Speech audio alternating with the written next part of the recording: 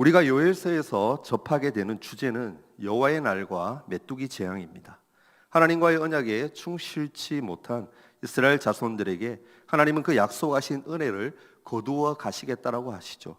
그것이 바로 반복된 엄청난 큰 메뚜기 떼의 공격입니다. 마치 다국적 군의 융단 폭격처럼 메뚜기 떼들이 가나안 땅을 기습했습니다. 이것은 실제로 있었던 일로 생각됩니다. 그러나 이것은 하나의 전주곡에 불과했죠. 이 메뚜기 떼 뒤에는 진짜 더 무서운 것들이 다가오고 있었는데 그것은 바로 군대였습니다. 아스르와 바벨론의 군대가 그 실체였죠. 문제는 이 군대를 지휘하는 분이 바로 이스라엘의 하나님 자신이다라는 것입니다. 하나님이 자기 백성의 대적이 되셔서 이스라엘을 친히 치시겠다라는 것이었죠. 이 상황을 알았던 요엘 선지자는 모든 남은 유다 백성들에게 회개를 촉구하고 있습니다. 2장 15절에서 16절 말씀에 보면 지난번 했던 말씀인데요. 전했던 말씀인데 시온에서 나팔을 불어 거룩한 금시계를 정하고 성회를 소집하고 백성을 모아서 그 모임을 거룩하게 하고 노인이나 어린아이나 모두 다 모으고 심지어는 새로 결혼한 신랑과 신부도 모두 나와서 함께 회개할 것을 요구합니다. 이후에 오늘 본문은 모든 이스라엘 백성들이 이 말씀에 대해서 기꺼이 순종할 때 하나님이 보이실 은혜의 회복을 말하고 있습니다. 하나님은 이스라엘 백성들의 회개에 가장 기뻐하시고 또한 그들을 회복시켜 주시기를 원하십니다. 그들이 지금까지 고난당하며 잃어버린 모든 것들을 은혜로 갚아주시겠다고 약속하시죠. 오늘 본문은 이스라엘에 대한 하나님의 구원을 예언하면서 독특한 문학적인 양식을 보여주고 있습니다. 우선 그 구조가 아주 정교한 양파형 구조의 시로 되어 있습니다. 히브리 시에서는 이것을 라틴어로 인클루지오라고 그렇게 하는데 본문을 유심히 살펴보면 그 중심 사상이 양파 껍질식으로 반복되면서 정교하게 강조되고 있는 것을 볼 수가 있습니다. 그러니까 시작과 마지막에서 동일한 단어 그리고 구절, 주제 그리고 이미지 등을 사용해서 그 안의 내용을 전달하는 구조 방식을 취하고 있다라는 것입니다. 먼저 오늘 읽은 본문 18절은 하나님이 회개하는 이스라엘 자손에 대해 태도의 변화를 보여주십니다. 18절 말씀을 보면 이렇게 기록하죠. 제가 읽습니다. 그때 여호와께서 자기의 땅을 극진히 사랑하시어 그의 백성을 불쌍히 여기실 것이라. 이것은 27절과 대조됩니다. 27절을 보면 그런즉 내가 이스라엘 가운데에 있어 너희 하나님 여호와가 되고 다른 이가 없는 줄을 너희가 알 것이라. 내 백성이 영원히 수치를 당하지 아니하리로다. 18절에 자기 백성을 향한 사랑과 뜨거운 마음이 다시 하나님이 그들 가운데 계셔서 그들의 하나님 여호와가 되는 것으로 나타나고 있습니다. 그 다음 19절은요, 하나님이 그들의 부르짖음에 응답하셔서 이제 다시 그들에게 필요한 모든 것을 공급해 주시겠다라고 약속합니다. 19절을 보면 이렇게 기록하죠. 여호와께서 그들에게 응답하여 이르시기를 내가 너희에게 곡식과 새 포도주와 기름을 주리니 너희가 이로 말미암아 흡족하리라. 내가 다시는 너희가 나라들 가운데에서 욕을 당하지 않게 할 것이며 이것이 26절에서는 이렇게 강조됩니다. 너희는 먹되 풍족히 먹고 너희에게 놀라운 일을 행하신 너희 하나님 여호와의 이름을 찬송할 것이라. 내 백성이 영원히 수치를 당하지 아니하리로다. 19절에서는 단순히 풍족히 채워지는 것으로 표현되었다라면 26절에서는 특별한 하나님의 은혜로 연결되고 있는 겁니다. 그리고 20절에서는 하나님이 친히 북쪽 군대를 쫓아내시겠다라고 말씀합니다. 그리고 이것이 25절에서는 메뚜기 떼로 다시 나타납니다. 이번에는 단순히 재앙만 없애주시겠다 그렇게 하는 것이 아니라 그 모든 손실을 세세하게 보상해 주시겠다라고 약속하고 있습니다. 이제 양파의 핵심에는 21절에서 24절이 남아 있습니다. 여기에는 세 번씩 반복되는 찬양의 초청이 나오죠. 21절에는 먼저 땅을 초청하고 있습니다. 여호와께서 행하신 큰 일을 찬양하자고 말합니다. 땅이여 두려워하지 말고 기뻐하며 즐거워할지어다. 여호와께서 큰 일을 행하셨음이로다. 그리고 22절에서는 들짐승을 초청하면서 함께 하나님을 찬양하자라고 말합니다. 22절에 보면 들짐승들이 두려워하지 말지어다. 들짐승들아 두려워하지 말지어다. 들의 풀이 싹이 나며 나무가 열매를 맺으며 무화과 나무와 포도나무가 다 힘을 내는도다. 그리고 23절에서 24절까지는 시온의 자녀들을 초청하고 있습니다. 23절과 24절인데요. 이것은 함께 같이 읽겠습니다. 자, 시작. 시온의 자녀들아 너희는 너희 하나님 여호와로 말미암아 기뻐하며 즐거워할지어다. 그가 너희를 위하여 비를 내리시되 이른 비를 너희에게 적당하게 주시리니 이른 비와 늦은 비가 예전과 같을 것이라. 마당에는 밀이 가득하고 독에는 새 포도주와 기름이 넘치리로다. 아멘. 이렇듯 오늘 말씀은 본문은 하나의 독특한 시로 분류될 수가 있고 그 내용이 중심에 있는 하나님에 대한 찬양을 두고서 껍질이 하나씩 하나씩 쌓여 있는 것을 볼 수가 있습니다. 첫 번째는 원수 또는 메뚜기를 제거하시겠다고 시키시겠다고 하시고 그 다음에는 하나님이 그들에게 다시 인자와 성실을 회복시키셔서 풍성한 곡식과 포도주를 주시고 그들이 잃어버렸던 모든 것들을 다 회복시켜 주시겠다라고 약속을 하십니다. 그리고 최종적으로는 하나님이 자기 백성을 너무 사랑하셔서 그들 가운데 함께 계시고 그들의 하나님이 되시겠다라는 약속을 하고 있다라는 겁니다. 우리가 살펴보았던 본문의 구조를 보면 양파형으로 중심 사상이 반복되고 있는 것 같지만 사실 똑같은 반복이 아닙니다. 변화가 있고 발전이 있습니다. 처음에는 그들을 향한 사랑이 극진하다라고 했는데 끝에는 그들 가운데 함께 하겠다라고 하십니다. 또 단지 다시 곡식과 포도주와 기름을 주시겠다라고 하고 뒤에는 그들이 풍족히 먹을 뿐만 아니라 자기들에게 은혜 베푸신 하나님을 찬송한다라는 겁니다. 처음에는 북쪽 군대를 쫓아내시겠다고 하는데 나중에는 메뚜기 떼들이 피해를 준 횟수대로 그만큼 다 갚아주겠다라고 하죠. 그리고는 가운데 세 번의 초청이 점점 대상이 달라지면서 강도가 높아지고 있죠. 처음 땅을 부를 때, 들짐승들을 부를 때, 마지막으로 시온의 딸들을 부를 때에는 완전히 절정을 이루고 있습니다. 그래서 가장 핵심되는 구절을 선택한다라면 첫 구절과 또 맨 가운데 구절 그리고 맨 마지막 구절 이렇게 아마 세 구절이 될 겁니다. 특히 양파 속이라고 할 수 있는 23절은 해석상의 주의가 필요한 난점을 좀 가지고 있습니다. 그러므로 오늘 우리들의 최대 관심사는 무엇이냐면은 이 양파를 어떻게 잘 먹느냐입니다. 오늘 읽은 요엘의 예언시에서 강조되고 있는 것은 회개하는 자에 대한 하나님의 긍휼하심입니다. 오늘 이 본문은 모든 이스라엘이 함께 모여 회개하라는 요엘 선지자의 요청에 대한 하나님의 약속으로 되어 있다라는 겁니다. 다시 말해서 모든 백성들이 함께 모여 금식을 선포하고 모두 하나님 앞에 자신들의 죄를 다 자복하고 회개할 때 하나님은 그들에 대해서 어떠한 마음을 품으시는가를 보여주고 있다라는 겁니다. 18절에 하나님이 뭐라고 말씀합니까? 자기 땅을 극진히 사랑하신다라고 표현합니다. 자기 땅이라고 하는 것, 그것은 무엇을 말할까요? 수차례 메뚜기의 공격으로 폐허가 다 되어버렸고 또 계속적으로 외부의 침략을 당하고 있는 그 백성들, 이스라엘 백성들의 땅을 말합니다.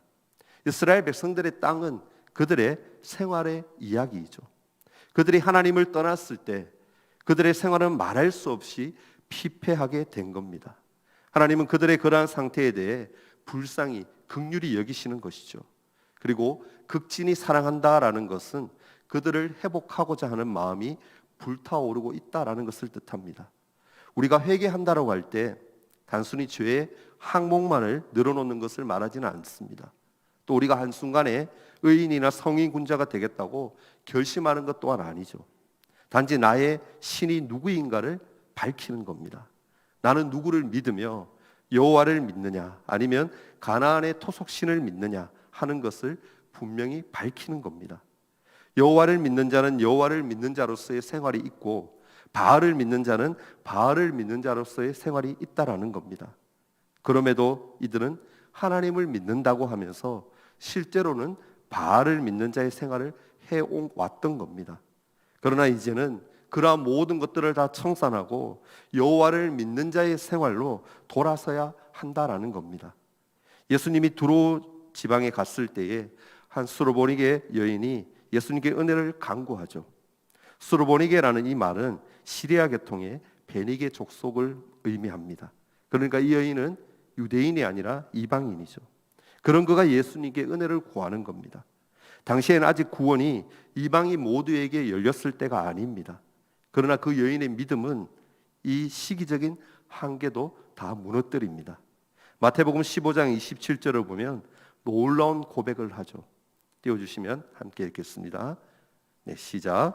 여자가 이르되 주여 올소이다마는 개들도 제 주인의 상에서 떨어지는 부스러기를 먹나이다 하니. 여러분, 말씀을 보아서 알 수 있듯이 이 여인은 전혀 다른 선택의 가능성을 인정하지 않습니다. 여인이 선택할 수 있는 것, 택할 수 있는 길은 오직 상에서 떨어지는 은혜를 받아 먹겠다라는 겁니다. 예수님이 거절하시니까 그러면 또 다른 사람에게 알아보겠다는 것, 그것이 아닙니다. 그에게는 오직 하나, 예수님께 의지하는 것밖에 없었다라는 겁니다. 그 여자에 대한 주님의 마음을 한번 보십시오. 28절에 말하고 있죠. 예수님이 고백합니다. 자, 시작.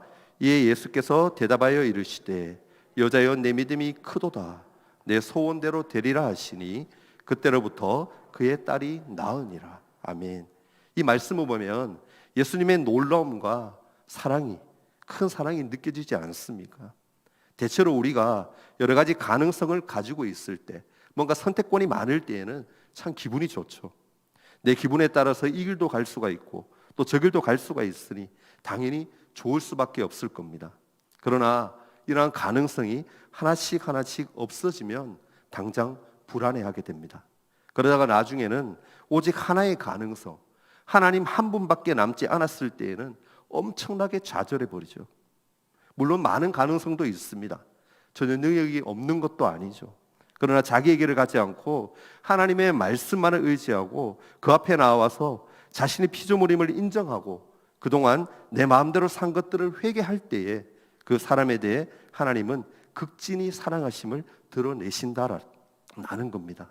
사실 하나님의 마음이 이렇게만 바뀐다라면 놀라운 일이 일어날 수밖에 없을 겁니다. 왜입니까?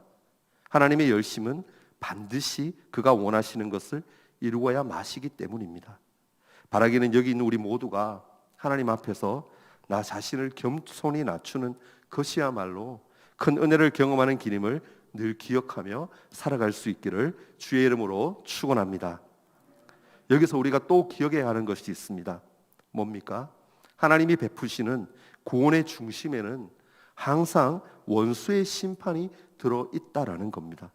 하나님은 반드시 원수를 멸하시고 그 손에서부터 우리를 구원해 주시죠. 이것을 히브리어로 헤렘이라고 그렇게 표현을 합니다. 헤렘이라는 뜻은 저주받다, 또 바쳐졌다라는 그런 뜻이 있습니다. 구원으로 바쳐지든지 멸망으로 바쳐지든지 인간은 둘 중에 하나인 거죠. 이스라엘의 여러분 출애굽할 때를 생각해 보십시오. 누가 원수였습니까? 바로였죠. 하나님은 바로를 치시고 자기 백성인 이스라엘을 구원해 내시죠. 가나안 땅을 차지할 때에는 어떻습니까? 가나안 원주민들이 바로 원수였습니다. 그러나 그때 어떻습니까? 가나안의 물건을 탐냈던 아간은 자기 자신이 헤렘이 되어서 바쳐지게 됩니다. 하나님은 여리고성에 어떠한 물건도 가지지 말라고 했는데 그러나 결국 그것을 탐냈던 아간은 결국 스스로를 바쳐서 돌에 맞아 죽게 되죠. 그 이후로 유대인들은 자기만이 아니라 다른 사람들의 타락에 대해 깊은 관심을 가집니다. 왜입니까? 다른 사람의 타락이 자기에게 고통이 될 수 있기 때문입니다. 하나님은 이렇게 하심으로 자기 백성들을 죄와 완벽히 구분시키십니다. 신약에서는 이것이 죄로부터의 분리로 나타나죠. 로마서 9장에서 사도 바울은 우리 인간은 모두 다 그릇이다라는 표현을 씁니다.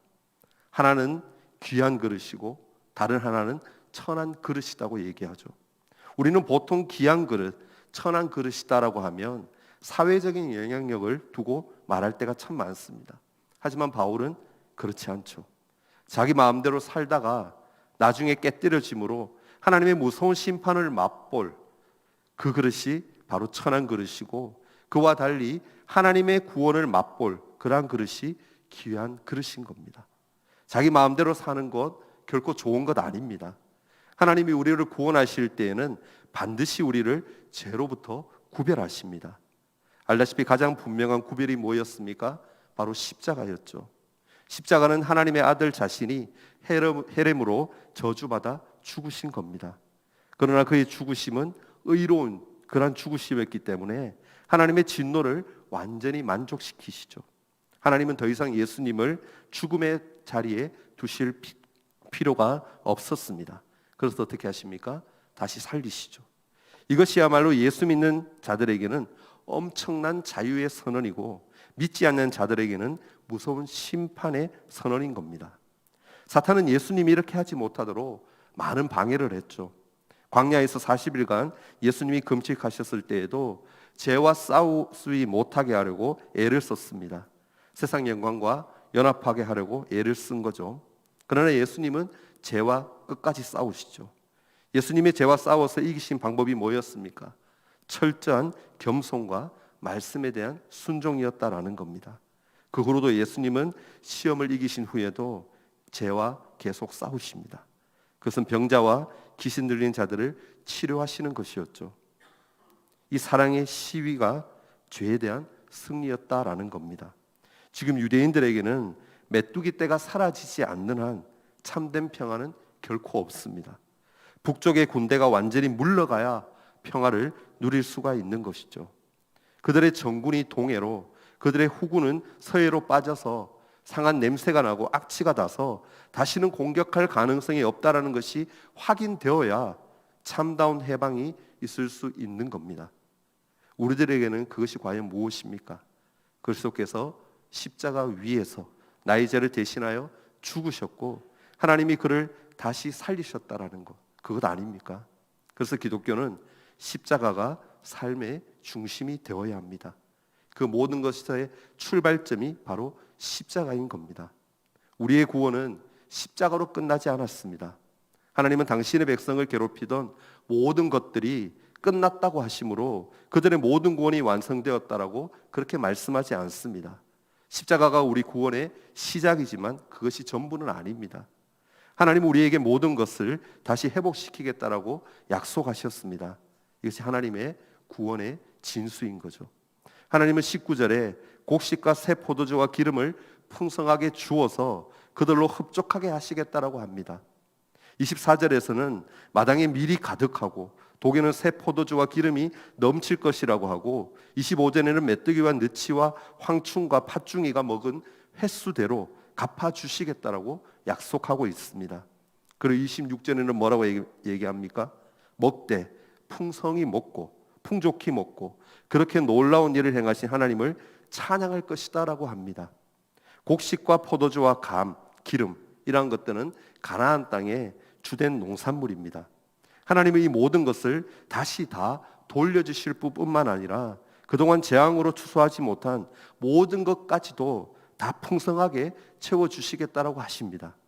그렇게 되는 징조가 무엇입니까? 다시 내리기 시작하는 비입니다. 이른 비와 늦은 비가 죽은 모든 것을 다시 살려놓는 겁니다. 오늘 예언시의 핵심 부분이 바로 이것이죠. 선지자는 땅을 또 초청합니다. 왜냐하면 하나님을 찬양하기 위해서죠. 21절에 보면 여호와께서 큰 일을 행하셨다라고 합니다. 무슨 큰 일일까요?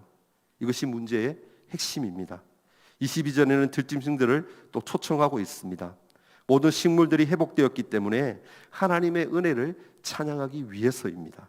그러나 정말 중요한 것은 23절에서 시작되죠. 23절을 함께 한번 더 읽겠습니다. 시작. 시온의 자녀들아, 너희는 너희 하나님 여호와로 말미암아 기뻐하며 즐거워할지어다. 그가 너희를 위하여 비를 내리시되 이른 비를 너희에게 적당하게 주시리니 이른 비와 늦은 비가 예전과 같을 것이라. 아멘. 여기서 가장 어려운 해석이 이른 비를 적당하게 준다라는 단어입니다. 우리 식대로 번역하면 이른 비를 적당하게 내리신다라고 할 수도 있고, 다르게 해석하면 의의 교사를 보내겠다라는 것으로 해석할 수도 있습니다. 그래서 영어 번역도 일치하지 않아요. 어떤 것은 이른비로 번역하고 어떤 것은 의의 교사를 보낸다라고 그렇게 번역을 합니다. 이것을 의의 교사로 번역해야 한다고 주장하는 그러한 사람들은 이 의의 교사를 그리스도다, 예수다라고 그렇게 봅니다. 요엘 2장 후반부에 성령을 보내시는 그러한 약속을 하시는데, 성령이 오시기 전에 그리스도께서, 예수께서 먼저 오셔서 하나님의 의에 대하여 가르치신다라는 것이죠. 그렇다면 요엘 2장 후반부는 신약의 가장 중요한 두 봉우리인 그리스도의 선지자직과 성령의 기름 부으심을 예언하고 있는 겁니다. 우리 번역처럼 번역하면 그 뒤에 나오는 이른 비와 늦은 비가 전과 같을 것이다 라는 것과 잘 조화가 되죠. 그럼에도 칼빈은 이 의의 교사라는 번역을 반대합니다. 그 이유가 뭐냐면은 이른 비가 두 번 나오는데 한 번은 교사로, 한 번은 이른 비로 서로 다르게 번역하는 것 자체가 조금 자연스럽지 못하다는 겁니다. 그러나 요엘의 이 뛰어난 문학적인 그런 표현을 보면 이른 비를 상징하면서도 이것이 동시에 의의 교사라는 새로운 사상을 나타낼 수 있는 가능성이 충분히 있죠.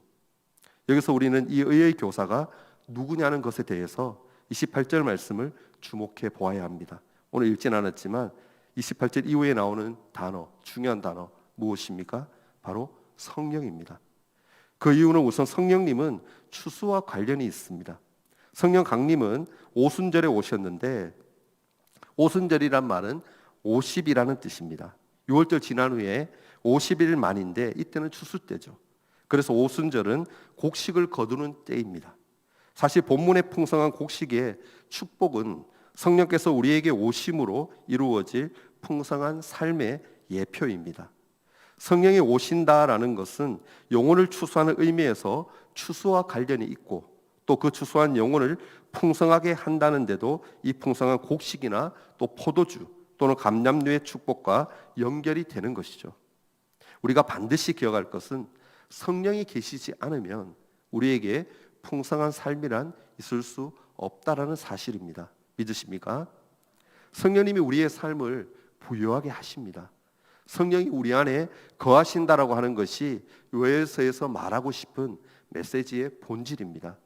그리고 성령님은 실제로 우리들에게 의의 교사로서 하나님의 진리를 가르쳐 주시죠.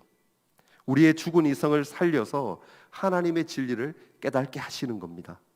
성령이 우리 속에 온 것은 그만큼 귀한 일인 겁니다. 예수님 우리에게 가장 주시고 싶었던 선물, 그것이 바로 성령입니다. 구약에는 성령의 풍성한 역사가 없었죠. 상당히 제한적이었습니다. 그러나 지금은 그렇지 않습니다. 오늘 읽진 않았지만 28절과 29절 말씀에 보면 남종이나 여종이나 누구나 다 예언을 한다라고 합니다. 이것은 장래일이 아니라 하나님의 진리를 본인이 직접 밝히 아는 겁니다. 성령의 오심으로 하나님의 구원은 모든 만물에 확장되는 겁니다. 온 우주를 새롭게 하시는 하나님의 구원의 시작인 거죠. 하나님은 그의 백성들 가운데 영원히 함께 계시겠다라고 약속하셨습니다. 27절 말씀인데요, 우리 마지막 절인데 한 번 더 읽겠습니다. 시작. 그런즉 내가 이스라엘 가운데 있어